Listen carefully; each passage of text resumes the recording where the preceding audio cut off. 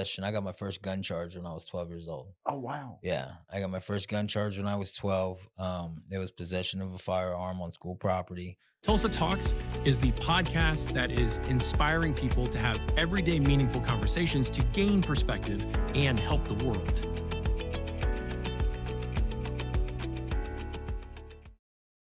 Hello and welcome to Tulsa Talks, where we dive deep into people's reason for living, how they're living it, and why. We have Frank Thompson today, and his why for living is youth homelessness. Prevention is kind of what the word we like to do throw around. Man, I How do just you can't get prevent over. homelessness? Well, so we can't with everybody, but what we're trying to do is we're trying to catch the ones who are aging out of foster care and DHS. So we're starting a house in July, and it is currently what, March, about to be April. That's right. Wow, So that's coming up, it man. is it A is lot of moving it's parts, a I'm sure. big deal. It's a big deal, but we're gonna set it up kind of like a sober living house. Only we're gonna be focused more on mental health. Having young men who age out of this process of foster care and DHS, of these boys' homes and these group facilities, just like when they got nowhere to go, they haven't had much structure. They haven't had much. I shouldn't say structure. They hadn't had much experience with like simple things: getting your birth certificate, social security card, ID, driver's license. Things like that. When I was Um, going to go to college, I didn't have a support team. And that's one of the pivotal points in my life. When I was mhm, 18, I didn't have anybody to hand walk me through something. yeah, And therefore, I didn't walk into it. yeah, And if that wasn't pivotal because I wanted to do something that really didn't take a college education. hmm, So my heart wasn't in it. hmm, I can't imagine being someone that is coming out at 18 years old. Here you go. yeah, You've been in foster care yeah, and you're out on the yeah, streets. yeah. You I guys are mean, bridging those people, yeah. helping them gain these life We're skills to walk we're through. trying to. Yes, we're trying to. So I mentor a lot up at the TBH, which is the Tulsa Boys Home. I have an entire lodge that I mentor, and I just go in there. I call it mentorship, but I go in there and hang out with these kids. Some of these kids have been removed from their house because their parents were deemed unfit. So you got kids who get taken away from homes and they get placed in this facility, and that's where they live. That the people. I had a lady tell me the other night. She said, it, because she works at the facility. She said, I don't think some people realize just how good they got it, especially people with children. You go in, you tuck in your kids, you kiss them, tell them you love them, good night. Some of these kids only get that from therapists and staff.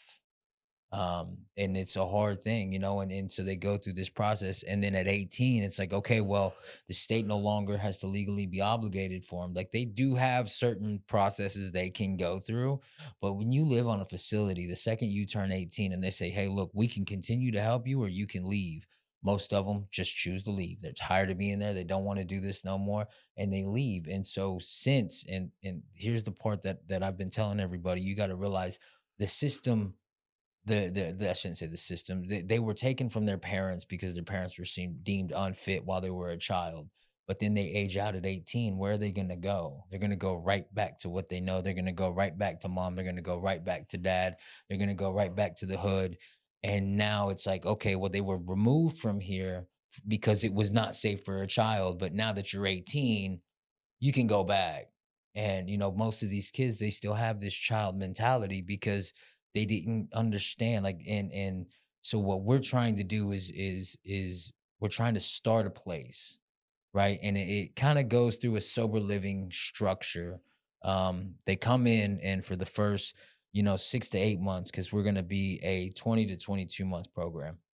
So for the first quarter of it, right, the first big chunk of it is where, hey, this is where, and we got people coming around us that have employment opportunities and not just flipping burgers, right? We have a HVAC company who's willing to take on some of our boys. We have just had a meeting yesterday with the gentleman who owns a manufacturing company, places where these kids can learn and actually get on site job training. And so it's like they have to have a job and maintain this much, and in order to graduate to the second the second stage of this thing, you have to have had a job for X amount of months. You have to have X amount of money in a savings account that hasn't been touched because these kids don't know how to save money. So getting them to understand safety nets and driver's license and GEDs and high school diplomas and then eventually in a perfect world as they go through this three-stage system and they graduate, they will be in a better position at almost 21 years old to take on life with already a job they should have for, almost 2 years. Right. And at this point, be accountable to their bosses and have a good routine going to where now it's no longer just good luck. Now it's like, okay, well, now you know how to pay bills, you know how to do your chores, you know how to make sure that you're checking in with somebody, you know how to do this. Maybe you have a better chance of living on your own now. Right. And it's not to say that all of them will get out and live on their own and make the best decisions. Do the best we can with what we Yeah, have for the people that are around us. exactly. But all I can hope and pray for is that we're not just throwing kids to go and find role models and gang members anymore. Right. Yes. Give them a good Yeah. path instead of just opening Yeah. them up to destruction and Yeah, death.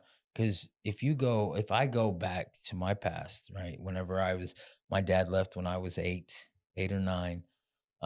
Waited Mom's for still him. around? Mom was there, but both my parents are full blood Native Americans, and we like to drink. So both my parents were alcoholics. My dad and my mom could they went together like water and oil. And so my dad he eventually left, and then mom bounced around. And so we kind of ended up at this guy's house and this boyfriend's house and just kind of went through this little. Less than um, desirable situation yes, to bring a child into yes, a good place of yeah. life. Yeah. And I mean, for the longest time I had a chip on my shoulder towards my parents, but as a recovering alcoholic and drug addict myself, I understand now that my mom, she did the best she could with as an alcoholic mother. She's sober today. Both my parents are sober today. Nice. But at the time, like my mom did the best she could because I have two brothers. So she had 3 kids, single mother, alcoholic. She was always working. She put herself through college. So my mom did a whole lot, but she wasn't never present. And so when I was 10 or 11, I started to get to an age where I was in middle school and I'm hanging around these guys and hanging around the homies. And, Yeah, one you thing, found where you yeah, fit. yeah, one thing You led found where you to, fit. yeah, one thing led to another. All these guys that I was hanging with, at the time they were like 15, 16. I was 12. I thought they had the world under control, right? Sure, And yeah. so Yeah. I'm They were the trying to, cool kids, huh? To yeah, you. yeah. I was just walking around trying to be big dog, and there was a fight that was supposed to happen at this school that I went to at the time, and I was 12, and I couldn't weigh but 90 pounds, and I was always afraid. I would never tell nobody at the time, but I was always afraid. But when you're around these people, you don't want to act like you're afraid. You gotta pretend to not be afraid, and I think that's kind of a general life mhm, way.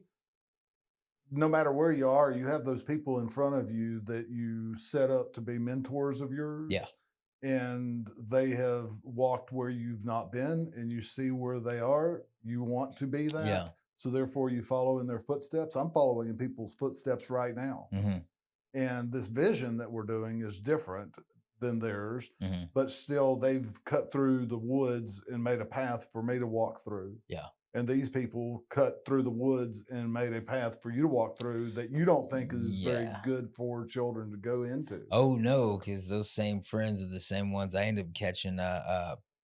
Possession. I got my first gun charge when I was 12 years old. Oh, wow. Yeah, I got my first gun charge when I was 12. It was possession of a firearm on school property. This was back in, just the turn of the century. So it was school shootings weren't that big as they are today. But I took it to a football game because we were supposed to fight some guys. And I'm like I said, I'm 90 pounds. But I didn't want these guys to think I was afraid. So, and the gun wasn't loaded. It was a scare tactic. I didn't intentionally try to shoot anybody, but I wanted them to know that I wasn't playing. Yeah, you're a big man. Yeah. 12 And years old, 90 pounds, and you yeah. making it happen. Yeah. Only you give a 12-year-old a gun and he's gonna mistreat it, mishandle it. And I did. And it fell out of my pocket at one point and somebody seen it and somebody yelled gun. And we were like I said, we were at a Friday night football game. And someone seen it, yelled gun, everybody took off running, and it just turned into a mess. And I got arrested. I didn't get arrested there. I got arrested at home. I ended up making it home.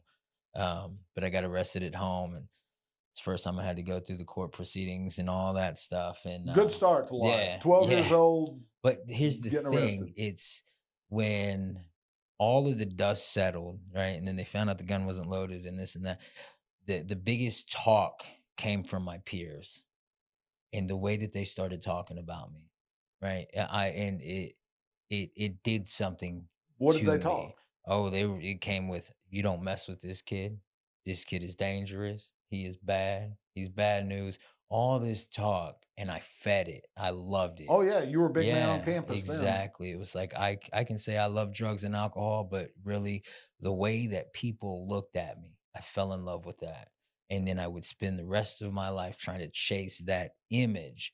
And Drugs that and feeling. alcohol. Yeah. Drugs and alcohol were the gasoline to that car, because sometimes you got to do stuff you is morally not right. But if I'm drunk enough or if I'm high enough, morals play no part in it. And I would spend, and I mean, that was at 12. At 13, I got my second weapons charge and my first possession with the intent to distribute charge, and then just so on and on and on and on and on. Right. I got my first felony when I was 18 years old. I had just turned 18 years old, got caught with a bunch of drugs, and so it was Wide just open in the wrong way. exactly. And it all started because it all started the moment that first arrest happened, and I fell in love with the way that people see me. I became more obsessed with their perception of me, and because on the other side of it, I had nobody telling me my worth or value. Yes. So I found it in how people acted around me. Right. And if I could get them to move, if I could get them to step out of my way when I come in, it fed the insecurity that says, Frank, you're just weak and afraid. It was big cover up. Exactly. And life would go on. I would go to prison, and all these things would happen. And through a certain set of circumstances, I developed this relationship with the God of my understanding. It's the God of the Bible, right? I found my relationship with Him in prison, and I wish I could say that I got out of prison and just started doing right, but that didn't happen either. I had to fall a couple more times, and eventually, not uncommon. Yeah, not uncommon. I have a joke, and it goes, you know where Jesus is? He's in jail and prison. Yeah. There's people find him there and leave him there. Yep. But you had to fall a couple of more times. Yeah. And when you fell back onto the foundation of Christ. Yeah. Well, so I remember at this point when I got out of the prison, I started doing it. I became, I've always done drugs, and I've always drank and I've always done drugs. But at this point, when I got out, it was 2018. I started shooting dope. Oh, Right? wow. Oh yeah. I started turning it down. I was getting down, and I remember at this point, I had a Bible, and I had it all through prison. So I didn't want to throw it away. So I hid it from myself all the time, so I didn't have to see it. And one day I'm cleaning this room, and I move a speaker, and there it is. And I see this Bible. And as soon as I see it in my heart, I know I recognize how dirty I am. And Yeah, it's a mirror into our souls. Yeah. And I think it was the first time that I prayed again, and I told God, and I was honest with him, and I said, hey, like, I don't want to leave. I'm perfectly cool in this little dope house, in this little shack, in this room here where I got all my stuff. I'm comfortable here. Like, I don't want to quit getting high. I don't want to leave this. I said, so you're going to have to remove me from this, because I'm not walking away from Dude, that's strong. Yeah. And 3 days later, I was arrested again. Yay. Yeah. Unfortunately, yay. That was January 19th. I woke up January 20th was the first time I was clear-headed, and I've been clear-headed ever since then. That was January 20th of 2020. Wow. So I just got 5 years in January. And through this 5 years of sobriety, I went to help people like myself, right? Addicts is what I thought. That's where our nonprofit started from. We paid for people who went from state-funded rehabs, because I went to the Howe Foundation, which isn't too far from here. Sure. Yeah, I bought stuff from them, used their services. Yeah. I believe in what they're doing to a certain degree. I don't know all the inner workings or exactly everything, but what I see on the surface, it seems like a good program. It was what I needed, right? It was hard structure. It was hard lines. It was, hey, if you do this wrong, this is repercussions happening immediately. And I needed that. And this was in 2020, and then COVID happened. And so even right when I wanted to just quit, because I self admitted, so I wasn't there by courts or nothing. So I could have left at any point. And when at the point I was about to say, I'm sick of this, I don't want to be here no more. COVID happened. And it was like, what am I gonna do? Wander the streets? Because nobody was outside. It's like, am I gonna wander the streets, or am I gonna finish this thing? So I just finished the thing. And I wanted, and as I was leaving, they don't offer a lot of help financially to get into a sober living house. So we stepped in. That was the whole reason we started, was we started paying for people who finished, completed state funded rehab. It's like, okay, you want to go sober living? Which one? We'll pay your deposit. So that Who way, are we, man? Because it seems like you pushing for wouldn't have purpose. doesn't seem like you would have the resources to do that, being an ex-addict. You had a lot of money at that time? No, no, I just started. You know what? I had a friend of mine who has a t-shirt printing company. She has her own press. I paid her what I could to print off some t-shirts for me, and I started selling them. And I had some bracelets. Then I started selling them. I just started selling merch. I just started selling what I could, putting it out on social media. People would see it. They would, I had little $5 bracelets. People were paying me $50 for. Just money just pouring in from these donations, and people who just believe in what we're doing.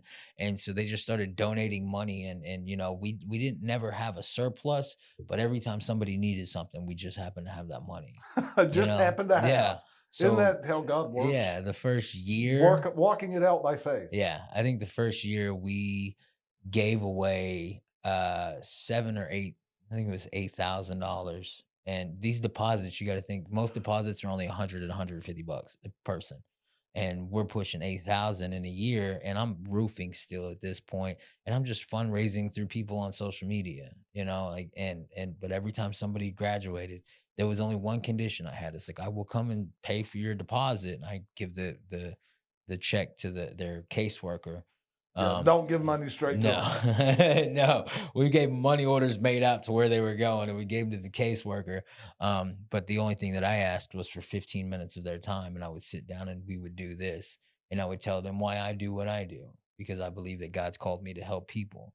And some of these people are atheists and they're agnostic and they don't believe in none of it. And it's like, that's cool, but I'm giving you $150. You can give me 15 minutes, and then I would just tell them why I'm doing what I'm doing. But over the time, that just got hard, because I was the only one doing it at the time. I had my job. I have 3 kids. My wife has 3 kids, so we have 6 at any That's given time. That's It's a house a full. lot, yeah. And so I was about to just quit, and I had a friend of mine from church was like, "Hey, put a pin in it. Don't quit it. Put a pin in it. And Just if put it on yeah, pause." God's gonna use it, He's gonna use it." And in that little pause, I had a friend of mine who asked me to talk to her son. He was just getting out of juvie, and he came out, and I was like, man, I remember going to juvie. I went to Raider when it was a thing out there by Sand Springs. So I was talking to him about, what it's like being, a teenager coming out, and since I've been out of prison, and had him working with me, and he was doing real good. But mom relapsed while he was working with me. And when he found out mom relapsed, his want to try to do better went right out the door. Right? He's like, if mom's not going to do it, I'm not going to do it. And so he ends up getting in some more trouble, catches a charge, finds himself arrested, ends up in a group home in Norman. And I just went down there to go visit him. Disappointing? It was disappointing, but it was half expected. The second mom started doing her thing, I know it's like, this isn't going to take long, and so I was like, at this point, damage control. Go down there, see him, get him what he needs, let him know somebody still cares. And that's when I first got introduced into the group facilities, the group homes for young men, like teenagers, 15 to 17, 8, before they turn 18. And I started talking to the director down there, and I was like, yo, what's his exit strategy? How does he get out of here? He's like, well, mom's either got to get her stuff together, or he has to find a parent, his dad, and he's got to find somebody who has a safe place that DHS will check off, and he can go there. And I'm like, okay, well, what if none of that happens? He said, okay, well, then he'll age out of this place. And And age out, what is that? And yeah, why is that? Right? That's where my yeah, mind would go. yeah, That's where my yeah. mind would That's go. exactly where it went. I was like, what is this aging out process? Was he turn 18? You just treat him like they treated me in prison, open the door, tell him good luck. And I said it kind of half-heartedly as a joke, and he was like, pretty close, you know. Sad. Very Yeah. sad. And that's where I started to realize like the same thing that I try to do with these recovering drug addicts, I can do with these kids. I can find a place for them to go and I can pay for their way to go in there. So we start looking for a place for these kids to go. Only there's not. There's very few places So where you these found a kids, need. yeah. There's very few places where there's the youth services, there's places that help, but as far as transitional living and gearing them and equipping them to be prepared for life and not just say, "Hey, here's a place to sleep," they don't have any. You know, Find a so need and fill it with your life experience yeah, because you've been equipped to love people the way you have exactly. been. So It's that's beautiful. yeah. So pushing for purpose restarted uh, with them in mind, and since we've restarted, which is about a year ago, we've had I have an assistant director. I have the whole board now. We have a team of grant writers. We have MOUs with mental health facilities because so we're not Dude, you got it together. You've got a good system bro, he got that's it together. These been people hear about me and we sit down and we have a conversation and and I just tell them, hey, this is our dream. This is what we're trying to do. This is the need we're trying to fill. And it just seems like everybody we sit down in front of is the person that God has us sitting in front of for a reason. And they're like, well, we can offer this and we can offer this and we can offer this. So none of this was just for me out here searching. It was just one person told this person that told this person that told this person. And next thing I know, I got a team of people around me, and they're like, "Hey, they're here you go, Frank. You're the face of this thing. I'm the least important person in this job." right. you Yeah. know, Yeah. You go around talking, you share your I go vision, and around, people fill in around yeah. you to implement the I vision that God's go, given you. I go around, and I tell people what we're trying to do. But my primary role is that I'm the one who's involved with these kids. I'm the one who talks with the boys. I'm the one that volunteers down at the Tulsa Boys Home. I'm the one that when they need real direction, they ask real questions. I'm the one who gives them those answers, right? Because Seems like you need to duplicate yourself, man. As I big as this know, thing, I as big as know, I see this thing rolling up, Frank, you need yeah. to duplicate yourself. Oh, So you, it's we have so what we're doing right now is we're in the process of gathering a bunch of volunteers, right? Like the money. I believe the money will come when the money needs to be there. sure, resources, Yeah, human resources is number one. yeah. Money is easy. That's right. Right. The real cost is getting people to come and invest their time. Right. So we are setting up at the last of every month. We're gonna go up there under pushing for purpose. We're gonna go up to the Tulsa Boys Home, take it as many people want to come with us just to get an idea of the facility, see what it looks like, understand their process, understand who these kids are, meet some of these kids, and and then that way, if they choose not to come back, right? If that's the one thing that they want to do and they're like, this isn't for me, hey, that's fine. There's so many people here, you're not noticed. Right. I don't mean that to be, no pressure on the people that yeah, show up, yeah, check it out. If you yeah. fit, So, you want but to get connected. the main thing for us is like, if that's something you want to do, take your personal time and invest in these kids, right? But I have to be careful when it comes to bringing people with me up there. And what I mean by that is that we love by action, right? Pushing for purpose. We love by action. 1 John 18 says, we don't love with words, we love with our actions. Yeah. Um, and it's 3:18. Words without works are dead. Yeah. So yeah, it's I can't think of the scripture right now. It's 1 John 3:18. But yeah, he says we love with actions. We don't talk about it, we just do it. And what that means for us is that when we have people come, because I have guys, I'm a part of a men's ministry, and I'm heavily involved in the recovery community because I go to AA, I go to NA, I go to CR every once in a while. But I have people who want to come around me, and it's like, that's great, man. Let's do this. But here's the thing: as a man of God and a man in recovery, what we're doing is we're checking our beliefs at the door. We're checking what we believe, how these kids should live, and what they should think. We're checking all that at the door. What we're doing is we're here to throw a baseball with them. We're here to play basketball with them. some of them make puzzles, play video games. Uh, we're here to hang out with these kids, to do what they want to do. I started the first time I went up there to volunteer on my personal time. I was like, I have no idea what I'm gonna do with these boys. First time I ever met them, like the whole lodge. And it's like, I don't know what we're gonna do. And as soon as I get there, they were like, "Hey, do you want to play basketball with us?" It's like, "Yeah, absolutely, let's go." And we played basketball for a couple hours. And then there's another kid. His name's Christian. He's my favorite kid to talk about. He's like 3'4". He's really short. He's for as old as he is. He's real short. He loves Mickey Mantle. Loves playing baseball. All he wants is someone to throw a baseball with him. I don't care for baseball. Never really have. I like basketball. But he was like, "Will you throw this baseball with me?" I said, "Yeah, no problem." I must have spent the last 16, 17 hours, over these last few months, just sitting outside with this kid throwing a baseball. And as we're throwing these baseballs, then he'll say, "Hey, man, I know." He told me, he said, "Hey, I know you used to have a drinking problem and drug problem." He was like, "Was it hard to get over?" I was like, "Well, it took what it took." And he was like, "Man, I just hope my parents do." And you start seeing these kids' heart. But it took the 16, 17 hours of throwing the baseball with this kid. Because if I go right in there and I start saying, "Hey, look, God loves you and Jesus has a plan for you," and I leave and I never come back, or I'm not consistent, that's a misrepresentation of what God's called us to be. And so many people in the Tulsa, Oklahoma area have been hurt by Hmm. Christians in church I come because from, they yeah, lead with scripture and they don't do action. yeah. I have stopped leading with scripture many years ago Hmm. and lead with action. Somebody sees something in me, they want to know something about me, Hmm. and they want to know what my foundation is, I'll share it with them, Hmm. just like you're talking Yeah. about. I think that's where the movement should Yeah. go. And I believe, because, even in the scripture, man, these kids will ask me about God, and then we'll have that conversation. Right. But I never come at them and say, "Hey, this is what I believe," or "Hey, you should do this." We have a kid in there, and he's LGBTQ kid. Right. He's a young man and he likes to wear makeup and nails. And when I first looked at him, I was like, I have no idea how I'm going to relate to you. No idea. None at all.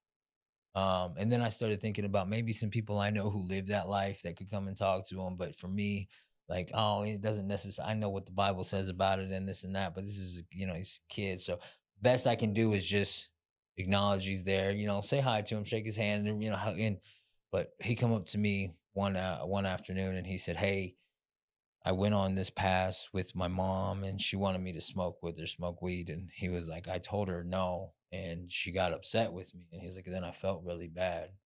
He's like, "How do you deal with people who your family, who you don't drink, and and when you don't drink with them, and he asked me this question about how I deal with family members who still use, basically. And I was like, I know the answer to this question. And so I start telling him about it, and in turn, he starts telling me a little bit about himself.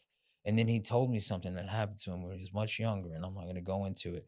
But in that moment, I realized where I shouldn't say he got broke, but I realized where the enemy used a certain situation to confuse him, to show him his worth, to show him what he likes, to show him how invaluable he is to the world.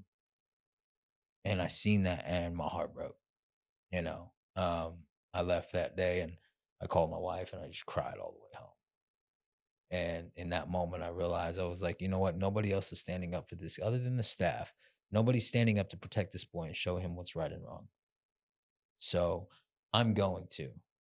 And from that moment, it was like, you know what? That's why we're not here to just protect these kids from, the predators and the enemies and the vicious people of the world. Sometimes we got to protect them from the people in the church because they're just as broken as the rest of us. And the last thing they need is somebody coming and telling them what they're doing is wrong and that they're going to hell. And so People my know thought, inside themselves yeah, what's right and what's wrong. yeah. And so, And just because we're at a place where we can't deal with that at the time any other way than the way we currently deal with it, such as you went down that road mhm, that you just described a little while ago, you had to go through that process yeah, of becoming broken yeah, and getting back to where that Bible was behind the mhm, speaker. yeah, And if we interfere with that and we try to judge people where they are instead of see where they're going mhm, and love them the way they need to be loved, yeah, then we're getting in the way. yeah, 100%. But when they're ready, Yeah. then we can be there to help them. So what we're doing with our housings, what we're trying to do is we're trying to take kids like the one I just spoke of, right? Because when God called us in the scripture, Christ called us to help the orphans and the widows, Yep. not help the black orphans or the white ones or the straight ones or the gay ones, or not, just help the orphans. That's right. And the widows. Yep. And so it's what we're trying to do is like, okay, this is how we're helping. We're going to give them an environment, a nice house, right? And our main focus isn't on recovery. It's going to be on mental health. So we have an MOU set in place with Creoaks, right? It's a mental health facility out here. And they're mandatory to live in our house. One of, the few is going to be, hey, you're going to go get evaluated. You're going to speak with them. They're going to tell us what they recommended you. We're not going to go into too much of their personal stuff, but they're going to say, hey, we recommended he do this, this, this, and this. Okay, so you have to do this, this, this, and this to make sure you still have a spot in this house, right? I can mandatory make them do the mental health part of it, right? Understand yourself, understand some of these abandonment issues you got. And then if the counselor says, hey, maybe they need to go to some kind of substance abuse, then at that point, it's okay, well, now you come to AA or NA with me, or, but we're not putting them in a place where it says, hey, you have to do this and you have to go to church and you have to do like that. I don't believe that's the right way to do it. If I'm going to make them, because at some point you have to make them do something. If I'm going to make them do anything, I'm going to make them understand themselves better by talking to somebody who can professionally help them. And, and then also I spoke with a gentleman yesterday, and I'll connect you with him. He's a really good guy. The way that he runs he owns a couple companies, but the way that he runs it parallel with whatever basically sober living, because he hires addicts and a lot of addicts and alcoholics and people coming out of prison who live in sober living and stuff. So it's like, hey, if you want to work here, you have to stay in good standings with this house too. That means you have to be going to your meetings. You have to be working with your sponsor. You have to be doing this and this. And so while we're having these conversations, and I'm thinking, okay, well, while I'm having these, I keep calling them kids. At this point, they're young men. These young men in the house, and I'm making these rules. Hey, you have to speak with somebody. You have to do this. You have to do this. And they're also getting it on this end from their boss. Hey, look, all of this is to benefit you. And then together, your work life, you're going to be surrounded by men who truly understand where you're at. Right. And I guarantee it, all of us, if we could look at an 18-year-old kid and say, hey, look, if I could do life different, I wouldn't have done it the way that I did it. Right. They'd have it on this side. And then at home, being in a place where they're comfortable and they're safe, we're building a place for God to move. Right. That's all we can do, is we can just set the walls up and then just pray God moves through it. And we can't do that with a bunch of thou shouts, So we're just trying to incognito just set this place up. Set up guardrails, help them stay within it, get them a place that's safe, get them a system that works, let them plug into that, let them see where boundaries can be, help reprogram their mind to live a focused life as productive people of society, and be able to attach that feeling of self-worth when they get along the path a certain way. Just like you found for yourself, you found a place that you can help people through the tragedy that you experienced. And you're trying to replicate that for these kids to a certain degree. Yes. In a way, we're trying to build a program in a way that does that. Our big goal, let your guard down. You can't learn nothing when you're like this. Nobody can get through when you're like this, And so that's our biggest thing right now. So you're opening in July is the target date. End of July, early August. And how many young men do you plan to be able to house at this time? The first house, we're looking at holding 8 to 10. 8 to 10 young men who age out of the system. And it's a little. That's a pretty big step. It is a big step. It's when you look at the numbers, it's you're throwing a pebble in the Grand Canyon. But it's a big step. It's going to be we're hoping will be one of few. This first one's going to this is going to be the trial and error. Sure. Right? Yeah. Beta. This beta incubator prototype. Hopefully you have the guardrails fairly good. Hopefully you have the system fairly good. But as I say often, even as big of a company as Apple is, they're constantly coming out with updates. So if we don't think that our life Yeah. should be adjusted a little bit here and there, Yeah. then we're not living in Yeah. reality. And the first thing is, I mean, it's like you don't know how it's gonna go. Theory can only take you so far. You're just gonna have to do it. And so we're at a point now where it's like, you know what? God, you get us the money, we'll get the house. And then just so happened we had a couple of grant writers come around us who were just the best. Cause I didn't know nothing about the grant world. I don't know nothing about I still don't. They just say, hey, this is what we're doing. We need this, this, and this, and this. And I'm like, okay, that's the best part about having a team. That's the best part about knowing that I don't have to be everything or be the best at everything. I'm good on this side. This is where I'm at. Talking to these young men and getting out here and letting people know about what we're doing. Like I'm really good at doing this, right? As far as the paperwork goes, all these other places, there's people I know who are the best in that, and they're more attentive to the details of that. And so I'm just like, okay, well, your name's on it too. So, you do the best in your area, I'll do the best in my area. And it's starting to get to a point now where everybody is understanding their roles and that's what I love about the team that we've built is that nobody believes that they should be here or there or there or that, everybody knows, hey, this is where I'm valuable at and this is where I want to be at. Right. Yeah. And, Yeah. and Just like you're talking about setting up the house for yeah, those kids, we have guardrails in our lives. yeah. We know where our lane is, and we help other people fulfill their lives by coming alongside of us, Mhm. and we coming alongside of them and staying in our lane. That's called community. Yeah.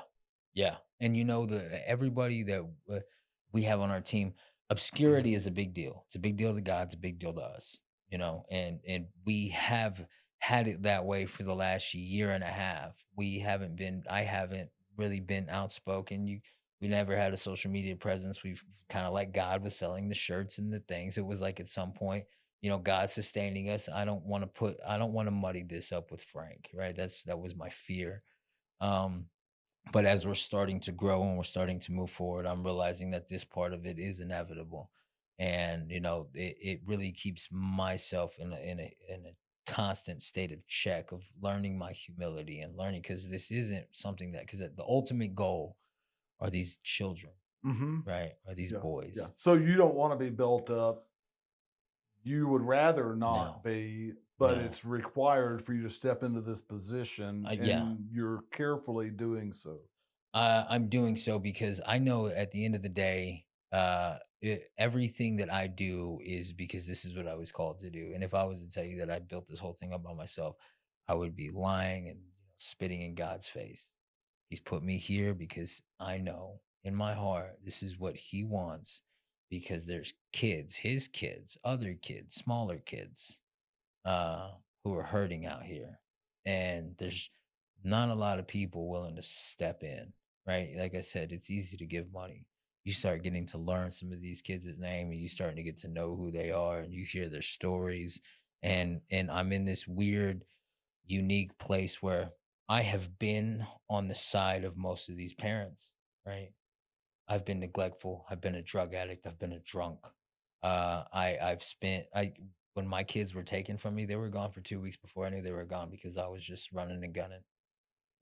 I've been the neglectful parent before, and now I see these kids and they have those parents. And the last thing that I get to do is villainize the parents and be on the kids' side that way because I was that parent. And so when I look and I see these kids tell me some of these stories, and some of these stories will break your heart, you know, but I still have to come at this from a place of we're not focusing, we're not playing victim. Because in about 2 to 3 years for most of these boys, the world is going to say, hey, you're an adult now, perform. And I promise you, the world's not going to really care about what mom and dad did. So I have to prepare you for that because you got to spend so much of this time in a victim's mentality and blaming it on mom and dad. And your counselors and your therapists, are saying, yeah, we understand, we understand. But at some point, you're going to be around people who don't understand and don't care. And if you don't have that emotional process down, you're going to run right to the drugs and alcohol. You're going to run right to anybody that'll validate you. Yeah, something to cover it up. Yeah, you're going to run to this girl. You're going to run to that girl. You're going to find yourself in the same situation that put you here, only you're going to put it off on the next one. So how do people get in touch with you? How do they participate with your group, Frank? Facebook, Pushing for Purpose. We're the only one out there. We got a black PFP with the crown on it. We had these kids. We were throwing together some ideas. No, you should put a crown on it. It look gangster. Like, all right, bet. We put a crown on it. But it's Pushing for Purpose. You'll see it. It's Love by Action. I can send you links if you put links wherever this is. Absolutely. Frank, thanks for coming today. Absolutely, man. Thank you for having me. We are here to help you discover or develop your passions, how you can use them, and why you exist. How can we help you help others better?